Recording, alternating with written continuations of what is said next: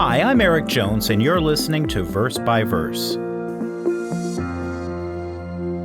I'd like to begin with a question. What is humanity's future? Now, I know that's one of the biggest questions you could ask. But seriously, do you think humankind will continue to live and thrive on this planet indefinitely? Or do you see our existence on this planet coming to an end at some point in the future? It's interesting to analyze the many movies that have come out in the last 20 or 30 years that try to portray a fictional version of humanity's future. Many of them paint a very bleak picture.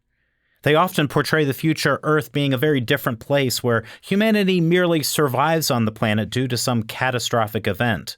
We generally call this genre dystopian. But it's not just literature and movies.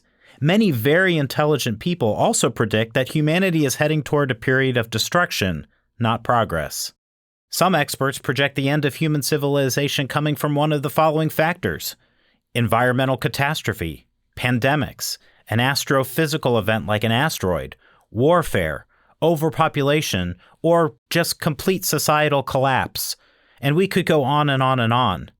But friends, this podcast is about the Bible, so let's now transition to two of the clearest scriptures in the Bible on this question of human survival. These scriptures are part of Christ's recorded words in the Olivet Prophecy, where he gave a general overview of humanity's future. So the question is, was Jesus dystopian or utopian in his view of the future? Well, the answer is both. Jesus prophesied of a coming time he called the Great Tribulation. He said this about that in Matthew 24, verse 21.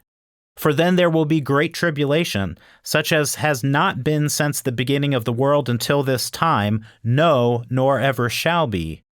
Now, those who have studied just a little bit of history, even if it's only the history of the two world wars of the 20th century, should know that a time that is described as exponentially worse than those two world wars will be very, very awful. And if we want to go even farther back into history, we could find many other periods of tremendously awful warfare, famine, disease that were just terrible. But Jesus said this coming time will be worse than all of those time periods.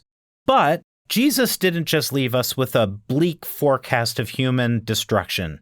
He didn't describe only a dystopian future, but he also provided hope beyond that. Hope that the dystopian period of the Great Tribulation will, thankfully, be temporary. Let's read his next recorded statement in Matthew 24, verse 22. "And unless those days were shortened, no flesh would be saved. But, for the elect's sake, those days will be shortened."